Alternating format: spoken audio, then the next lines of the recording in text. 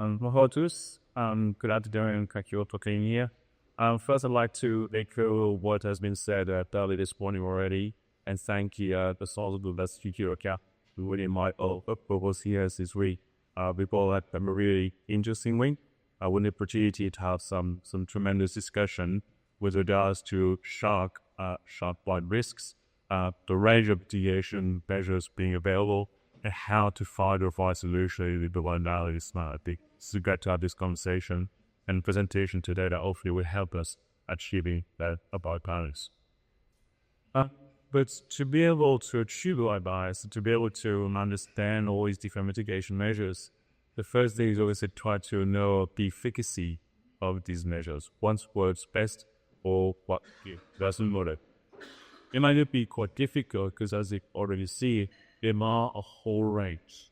There are a whole range of different measures available. And it makes it really difficult to really understand what they're trying to achieve and whether they work or not. In my field, can you to try to better understand what these mitigation measures can do is try to somewhat categorize them. And Matt already did that this morning, and he referred to the two types of measures, the lethal one or not lethal. But when he did that, he was talking about, I think, one of the types of measures available. He was referring to the type of measure that can be to try to reduce the overlap between sharks and people. And both Latsky Pool describe a range of these measures that can try to avoid gimbaling sharks being in the same place at the same time. And whilst there are these measures that do reduce that overlap, unless you are within an exclusion net where you just stay underwater, there's always going to be some situation at some point where human and sharks are going to be at the same place at the same time. And that's where I think we need to also to interact on some of these other measures that are there, so beyond the purpose that are there that can be used, I guess, as the next level to try to reduce the risk. And this, like we see here, where in the search spot of Isandro, you've got different levels, different curtains or what we do. I think that there are actually a hierarchy of mitigation measures that in the use, which combined can actually reduce the risks. So the first step that we mentioned is try to avoid to reduce that overlap. But as I said, it would be situation human and sharks could still be within the vicinity of each other.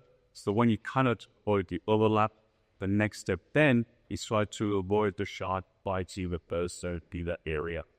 And whilst there are a lot of measures or products that, regardless of what the manufacturers are saying, don't actually do anything, as we would see, there are also some products that can actually reduce the risk of shark bite or the probability of being bitten and by shark.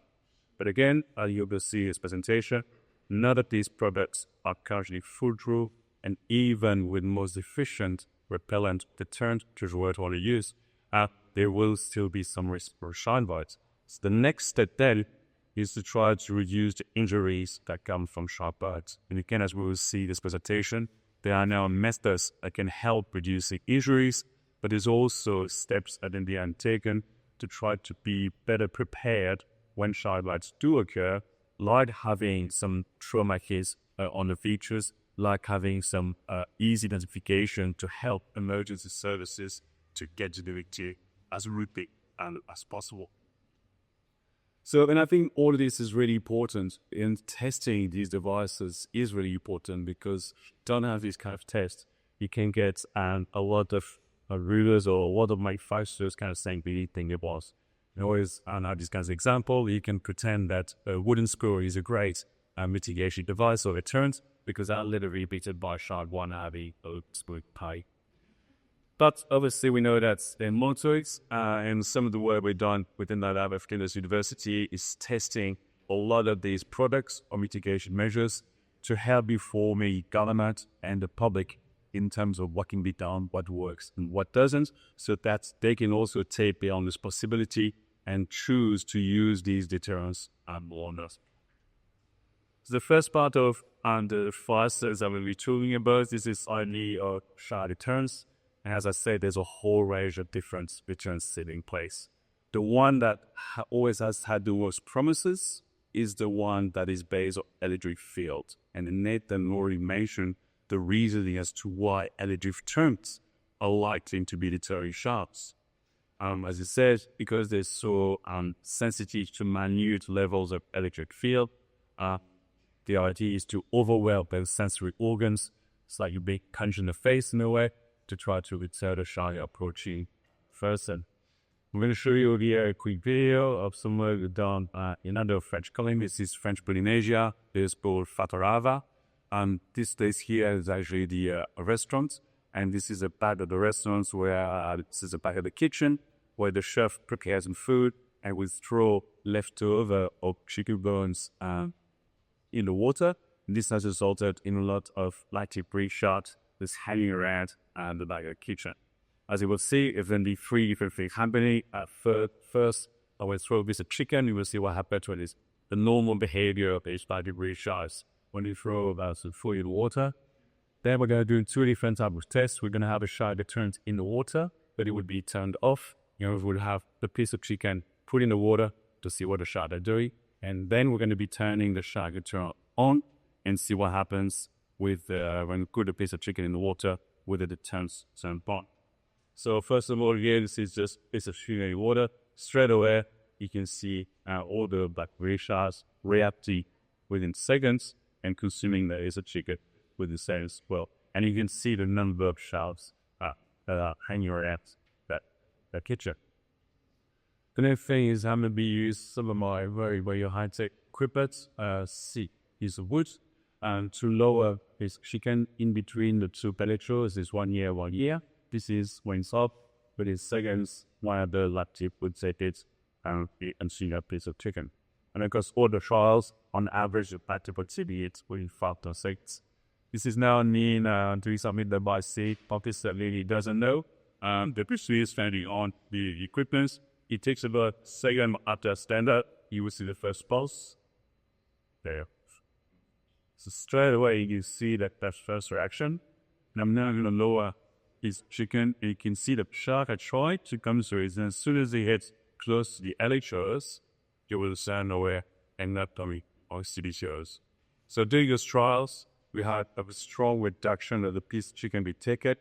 The only time, and I think you usually had this chicken take about 20% of the time versus 100% of the time in this experiment. And the only time with the shark took the chicken was one individual in particular, because it wasn't nice that shark had a bit of a wounds on its neck, but it was approaching exactly in between the two electrodes. So whenever a shark was being pursued and trying to get the chicken, decided to counter the electrodes and we were the only one we got is just coming from underneath, strap nutrient, and able to tip chicken to eat that. Obviously, black-gray sharks is not a main species that people are worried about. It's not really responsible for wars with severe bites. So we also wanted to do testing on some of the species that are responsible for all secret bites, like bar shark, great white shark. So similar to what is about an examination, is also added to ons when you saw that video with the nature earlier. The first video which you do is set up when the deterrent is turned off. And what you can see here is this behavior of the shark, the swimming. So there's the attractors to this bait there. Those are early in the water. So this is to people think that sharks are becoming frenzy as soon as the drop of blood in the water. So it's not the case. There is bait early here. We can still see the sharks swimming around. When we eat the trial like this, that bait will take 96% of the time. So nearly every time that bait can be taken. Now, the next video, which is exactly the same thing, but the funny difference is obviously with the turn piston on. You look at the behavior of the shark, you see that and the reaction to it, come back, and again, as it gets 1 to 2 meters, you will again have a strong reaction and moving away from the backs. It's not a clip running through the side. You can see some pulsation here through hills and that actually in. And even coming down from under at speed, that shark is still be deterred. And then something that for a lot of people have always asked us, that sure, it might work in a shark, but it's just in a curious, inquisitive kind of state, but it's not going to be able to stop a shark that is in a predatory mode or coming at speed towards bait for towards a surfer. But to that, the first thing is that this kind of testing is already being done on motivated shark. We're using natural preatem, that was a piece of tuna, and we're using a bit of blood to attract the sharks as well. So our new big sharks are already in a more motivated state than just being inquisitive around. So on top of that, we also went to South Africa as well to do some testing on the shark to breaching behavior that then also show early. And we spent 2 months in South Africa doing tours for hours every single morning, recording the number of breaches when the deterrent was turned on, or again versus when the deterrent was turned off. Here is a video showing another devices, Oshigani with Freedom 7, which will show you what happens when the deterrent was turned off. We'll see this in slow motion, the shark coming up, reshape the surface, and you'll see with the decoy snout that he successfully grabs through that breaching behavior. In contrast, when the deterrent is turned on, this is the kind of behavior here. You can see the shark coming across and moving away. There we're going to this wide pocket, but when you might keep attention, you might also see the shark having a bit of a head kind of movement, which is what leads to a reaction at the deterrent as well. Come in, side movements, and it's walk away. So again, this, when we did the numbers, all we got about the breach in about 20% of the tours we were doing when the deterrent was turned off, but when it was turned on, we did not get any single breaches. Not only that, but we also had about 27 surface interaction where we could see the shark from the surface when it was off, but only 2 very mild interaction when it was on as well. So can electric deterrents stop shark in a predatory type of behavior? Yes, it can. We've seen it at probably 30 years old. Let's go back quickly to go back to one of the earlier slides. This one here. This is also a slide that shows the differences across the various deterrents that we tested. So we didn't only test electric deterrents, we also tested a range of other products, some of which a type of wax. Somebody was thinking that using some kind of chi wax on soda board would be able to repel sharks. We also tested 2 products from Shark Bands, the magnet that you can really buy at many search shops. One that is incorporated in a leash, or one that put on anklets as bracelets. And then we also set 2 different types of electric deterrents, with this one here, the prey white being in control. What you can see is that across all these different devices that we tested, only one of them ended up with significant or substantial production, the likelihood or probability of bias. And we did 2 quite good trials. This wasn't just anecdotal. We tested it on 44 different trials and more than 48 different approaches. So interestingly, the ones didn't work. The magnets certainly didn't work. Even across the 2 electric deterrents, one didn't really do much very often. And that shows that not 4 electric deterrents are equal. Having said that, the repeller has now developed a second version. This was the first iteration of repeller, and the newer repeller version now seems to be more effective than this earlier though. As I said, tested a whole range of deterrents, and out of all of these deterrents that we tested, this was the only one that had a significant reduction. Capability to a bite. But again, as I said, the repeller version 2 now also seems to be more effective. Interestingly, when we did the test, we didn't want to just test on one shark, we ended up testing it on all the species responsible for the more severe shark bites, being the one shark, tiger sharks. In collaboration with the Center of Security account, we also contributed to the study with the bush shark EU later as well. Also interestingly, what we found is that whilst we know that anatomically different species are different in the number of oars and in the different sensitivity to a field, what we found during some multi associative analysis is that all the species had a similar reaction in terms of reduction in probability of a bite. So it was all species, we found a very, very similar 60% reduction of the bite, regardless of the different anatomical characteristics.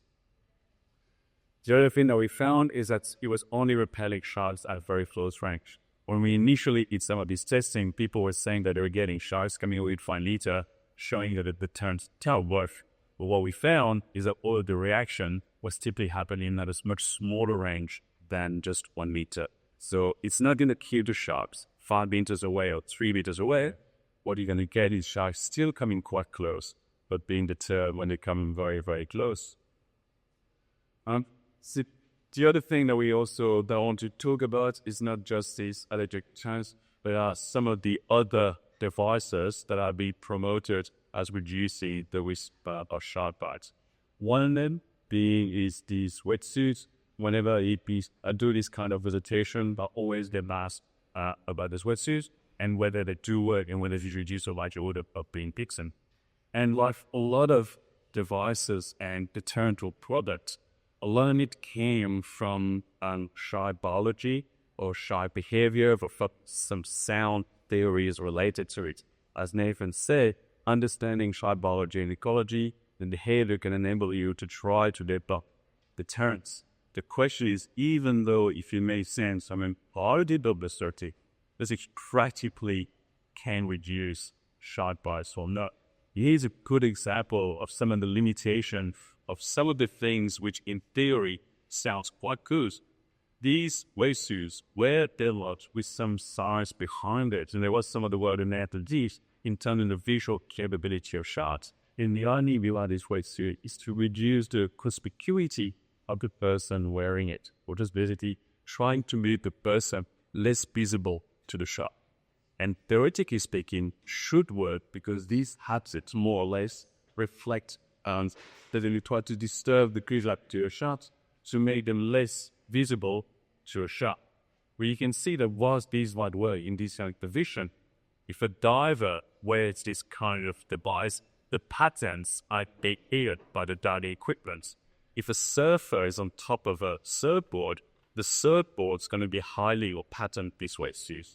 Not only that, but if you look at what's happening when you're from your low looking up, with the counter illumination, you can't actually see any pattern regardless of whether they are scientifically correct or not.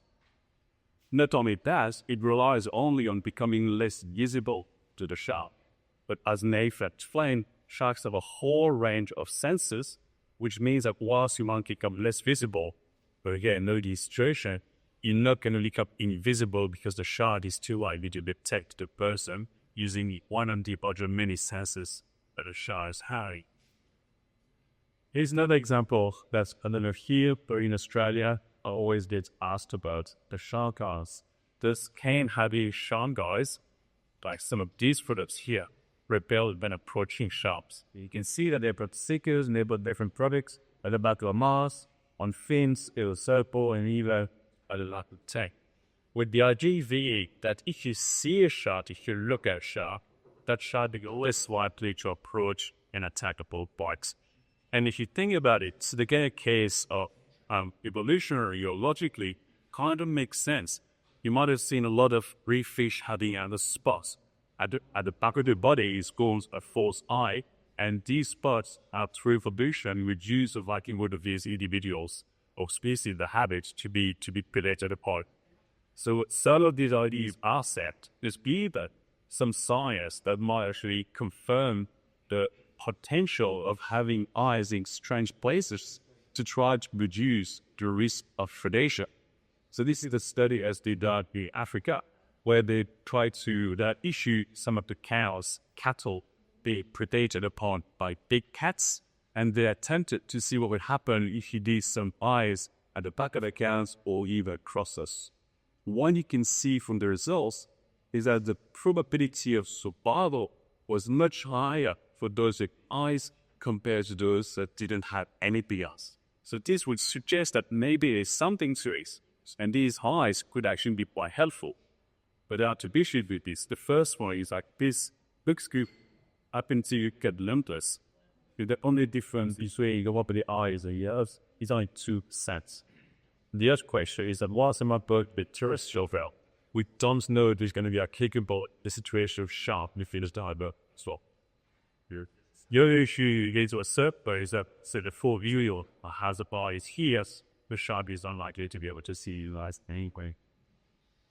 So now just moving along and talking briefly about the third level, the third tier of shark bite mitigation measures is this idea of trying to reduce the injuries that come from a shark bite. Has this been thought of before? And again, yes, some of you might be aware of the chainmail. This is something that's been developed back in the 70s. It has already been used by divers during shark feeding for the wildlife feeding purposes. And whilst it might be effective in some situations, it's certainly not very practical if you want to go surfing. It's not flexible, and it's also very, very heavy, so you will just sink every single time you will wipe out. But the question is there another type of material that can be developed and that can be used to reduce injuries and hopefully be somewhat bite resistant? What we looked at is this type of fiber, which is the ultra fiber by polyethylene, which is the same fiber that you will find in Dyneema rope as well as spectral rope, which is a rope that's being used a lot in sailing, and also the tower rope they use in the beds here in Marine Island. This fiber has a characteristic of being very strong, extremely strong, but also very light, very flexible, and it doesn't lose its characteristics or properties when in the water. So when I was first approached about these kind of things, I didn't really think that it would work. We first actually did the lab and did some testing about how much pressure it would take to pierce through that type of material, type of fiber, before spending money, resources, testing it in the field. But the lab work suggested that yes, it actually did require a lot more force to go through, and we had that testing it in the field. The way that this was quite easy. We just went against the Egyptian Islands and basically had this kind of board with either non-neoprene or the new type of neoprene brands. Let's see a couple of videos here showing that this is about, this one is about a 4-meter wide shark, and we built a piece of bait underneath this, to the shark thesis. We also had some quite strong bites. It wasn't just a soft bite. You had some severe bites, and we were able to compare the damages on the foam underneath the ball, so underneath the neoprene, and compare damages between normal neoprene and that new neoprene that has the ultra-high polyethylene fiber incorporated in the neoprene. And you can see the foam underneath and the neoprene gear as well. We categorized the damages in the 4 different categories: superficial, small, substantial, you could feel. And this was some work that was funded by the support partner Primary Industries. We were able to test that on both wide shark as well as tire sharks. We hadn't yet tested it on bull shark. And what we can do is compare the surface area of the damage across the different categories. What we found is, and we were also able to test 4 different material that uses that fiber. What we found is that the surface area in the damage that was critical was reduced by nearly 100%. So in some cases, there was actually no critical damage. With the substantial damages reduced by 40 to 8%. But obviously, because these areas are being reduced, we had an increase or superficial for no damage at all. So what this shows is that this material has the ability to reduce injuries for the person wearing. Obviously, it's not going to be stopping eternal injuries. You might still have some growth bone, and you will still have some kind of punctures. But when you think that a lot of the fatalities comes from blood loss or the shock trauma from blood loss, the ability to reduce bleeding on this side of material can actually save life, but also provide more time for the emergency services to get VT. It would also decrease recovery time, so that, for example, for any VT service spending a few days or a few weeks in hospital recovering, you might only need a few stitches and spend a smaller number of days to recover because of that injury being less severe than it would have been whilst we're using normal neoprenes. The next step now is to incorporate that fiber, that new material, on either like places. But we just want to make sure the hiding area bleeding is most likely to occur, so around all the arteries, for example, whilst maintaining the flexibility that surfers need when they paddle, for example. So the next thing is carefully design your panels in the right places to maximize flexibility, whilst also minimizing injuries at Peter Butt's gesture. So I guess, quite really brief, I guess, just to finish up. I think that the key message here is that the risk of shark bite can be reduced. We've seen that at least 3 levels that can be used to try to reduce the risk of shark bite, but certainly not easy. And this can be no perfect methods, aside from explosion nets, or simple check and maintain, or simply staying out of the water. But it is important to educate the public about what all of these different mitigation measures can do, but also what they cannot do. And that's really to manage expectation, so that the public is aware of what's possibly to be done, and then there isn't this big expectation that we're going to be able to completely reduce the risk of shark bites. And typically they use this analogy of there is no silver bullet, which is especially in English just saying that there is not one solution that will resolve all the issues, but a 3-tier approaches that I described is been more similar to Swiss cheese, where each layer have a lot of cobbles, but once you combine the different layers, it becomes much better at filling this coat and being much more efficient quality. And there seems to be something about coconut today, as several people have already been mentioning this. But I also have concern when some of your statistics about coconuts are being used. And it's not so much like that surely locally chased in the water by coconuts, but just the idea that people said there's more of a chance of people die coconut falling on your head than from a shark flat. And whilst that might be true in some situation, it isn't in others. For example, somebody in South Australia, where I live, where there aren't any coconut trees, have absolutely no chance of dying of a coconut.